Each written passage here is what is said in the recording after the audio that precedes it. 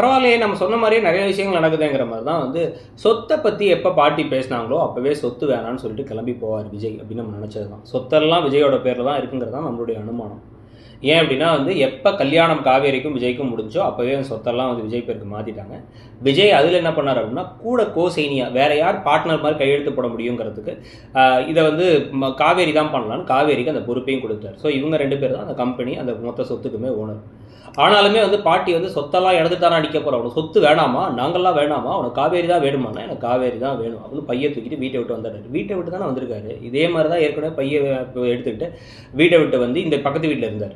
அப்படி இருக்கும்பொழுது இப்போ என்ன எக்ஸ்ட்ராவாக அவர் பண்ணியிருக்காருங்கிறது தெரியல. ஆனால் வந்து நான் சொத்தெல்லாம் வேணான்னு வந்திருக்கேன், இதுக்கப்புறம் எனக்கு எதுவுமே வேணான்னு சொல்லியிருக்கேன், இதுக்கப்புறம் நீ மட்டும் தான் வேணும்னு வந்திருக்கேன். இப்போ நான் வந்து விஜய் பணக்கார விஜய் இல்லை, கோடீஸ்வர விஜய் இல்லை, அவ்வளோ பெரிய வீட்டில் இருக்க விஜய் இல்லை, வெறும் விஜய் உங்கள் வீட்டில் ஏற்றுப்பீங்களா அப்படின்னு கேட்க சாரதா வாங்க மாப்பிள்ள வாங்கன்னு கூட்டு போய் ரூமெல்லாம் ஏற்பாடு பண்ணி கொடுத்து நீங்கள் 2 பேரும் இங்கே இருங்க அப்படின்னு சொல்கிறதும், ஒரு வீட்டில் இவங்களாம் சந்தோஷமாக இருக்கிறதும், பசுபதி வந்து உனக்கு சொத்தெல்லாம் போயிடுச்சா ஹஹான்னு சிரிக்கிறதும், திடீர்னு ஏதோ ஒரு நாள் ராத்திரி அந்த சொத்தெல்லாம் ஏதோ அஜய்க்கும் ராகினிக்கும் போன மாதிரி ராகினி குதிக்கிறதுன்னு சொல்லிட்டு ஏதாச்சும் லாஜிக்கே இல்லாமல் கதை போகுதுன்னு மட்டும் தெரியும். இந்த கதையில் எப்பயுமே லாஜிக் அப்படிங்கிறத நம்ம வந்து கிலோ எவ்வளோ விலை அப்படின்னு கேட்குற மாதிரி தான் பல தடவை நடந்திருக்கு. கதையை இழுக்கணுங்கிறதுக்காக பல விஷயம் பண்ணுவாங்க.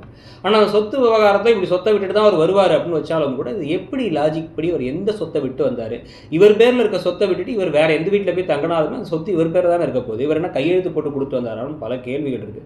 அது மட்டும் இல்லாமல் அந்த சொத்து வந்து தாத்தாவோடதோ பாட்டியோடதோ இல்லை வந்து அஜயோடதோ இல்லை சித்தப்பா சித்தியோடதோ யாரோடதோ இல்லை, இவங்க அப்பா அம்மா இவருக்காக வச்சிருந்தது, கடைசியில் வந்து அவங்க ஆக்சிடென்ட்டில் இருந்துறாங்க, இது உங்கள் அப்பா சைட் சொத்துது.